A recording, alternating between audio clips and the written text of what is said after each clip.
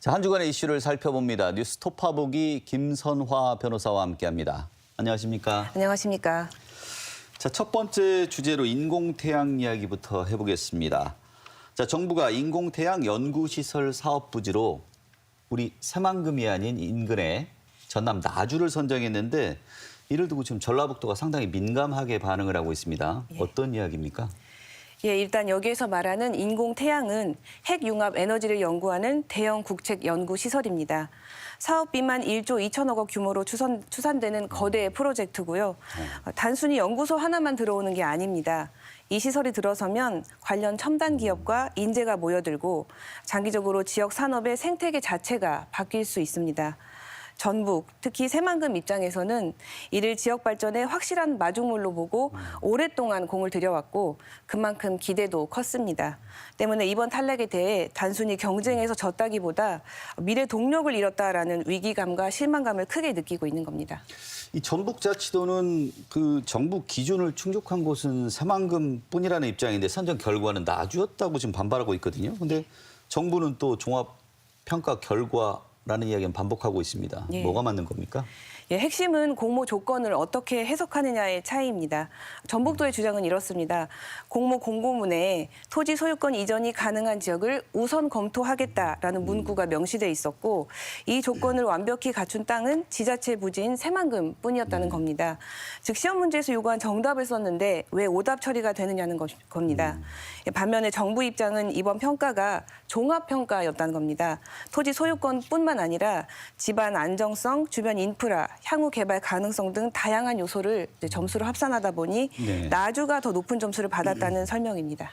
이 공고문 내용을 보면 이런 얘기가 있습니다. 토지 소유권 이전이 가능한 지역을 우선 검토한다는 내용이 있습니다.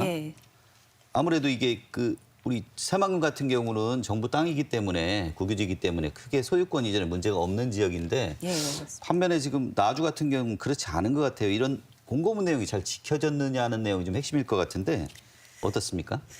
충분히 법적 쟁점이 될 수 있습니다. 행정기관의 공모 절차에서 공고 기준은 일종의 약속, 즉 행정의 신뢰보호 원칙과 직결됩니다.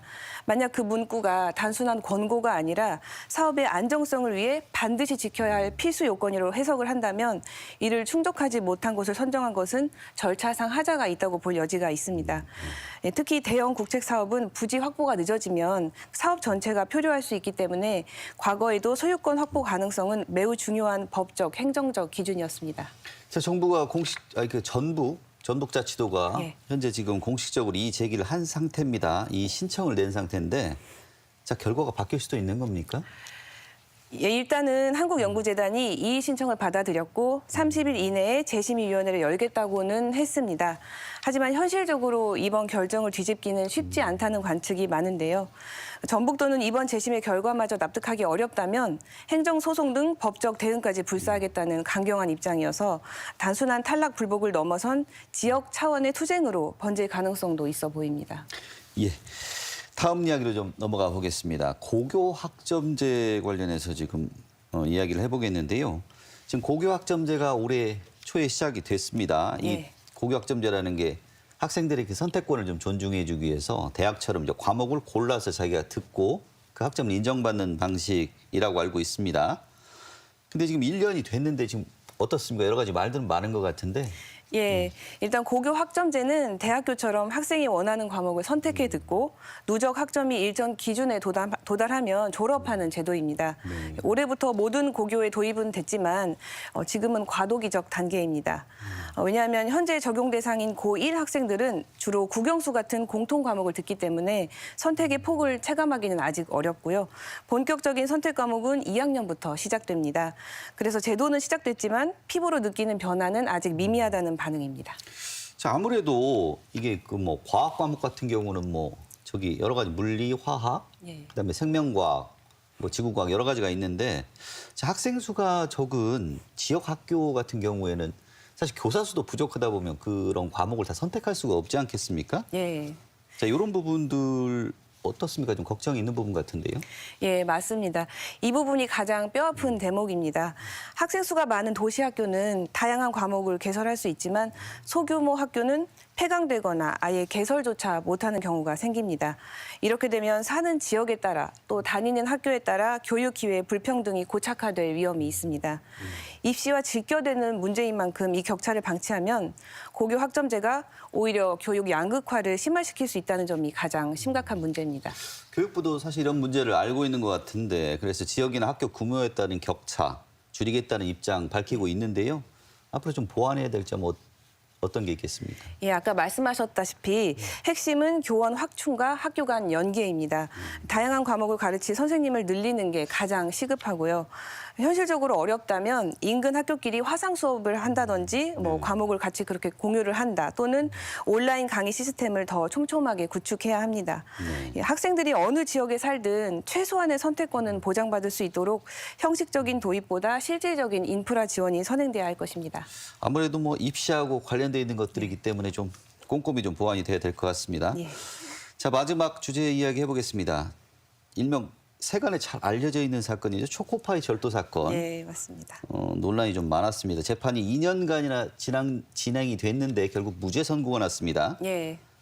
과정 한번 좀 정리 좀 한번 해주시죠. 예, 사건은 한 대기업 협력업체 직원이 원청 사무실 냉장고에 있던 간식 2개, 총 1,050원어치를 꺼내 먹으면서 시작됐습니다. 직원은 관행적으로 먹어도 되는 줄 알았다라고 했지만 회사 측은 절도라며 고소했고 그 결과 2년 동안의 재판이 이어졌던 겁니다. 네. 자, 과자는 아까 말씀하신 것처럼 그 초코파이하고 커스터드라는 과자 두 개 예. 합치면 1,050원 그렇다고 얘기 들었습니다. 네. 이게 재판에 쓴 비용은 기천만 원이 넘어가는 돈이 쓰였습니다. 예.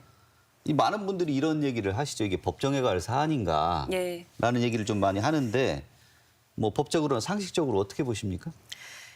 피상적으로 봤을 때는 되게 간단한 문제처럼 보입니다만 당사자가 보안, 경비 업무 종사자라서 만약에 절도죄로 벌금형 이상을 받게 되면 그 금액 크기와 상관없이 당연 퇴직 사유가 됩니다. 1심에 벌금형이 확정되었다면 1심에서는 벌금 5만 원형이 나왔습니다. 그 직장을 잃을 가능성이 있었습니다. 따라서 이 사건은 단순한 천원 절도가 아니라 고용 유지가 걸린 문제였습니다.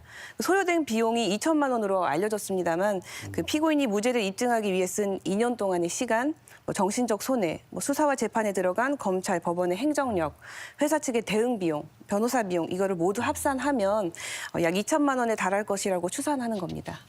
이걸 지켜보는 우리 그 시민들 모두 다 같은 생각이었을 것 같은데 예. 결과보다 좀 과정들이 좀 되게 씁쓸했다는 얘기들 많이 나오는데 아무래도 그 우리 사회가 무리한 고발 기소 관련해서 관행이 좀 많이 좀 있지 않습니까? 예. 자, 앞으로 좀 어떤 숙제를 남겼다고 보시는지요? 예, 이 사건은 결과 자체보다 말씀하셨듯이 과정에서 드러난 구조적 문제가 더 뚜렷하게 드러난 사례입니다. 단순히 1,050원짜리 간식 문제가 아니라 대기업 원청과 협력업체 직원 사이의 위계적 구조, 그리고 그 속에서 발생한 오해와 갈등이 형사 절차로까지 번진 건데요.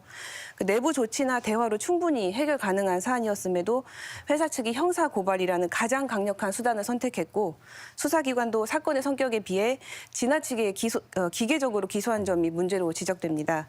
경미한 문제까지 형사 절차로 끌고 가면서 2년 가까이 재판이 이어졌고 결국에는 무죄가 선고되면서 사회적, 행정적 비용만 과도하게 지출된 셈입니다. 형사법의 기본 원칙은 최후 수단성입니다.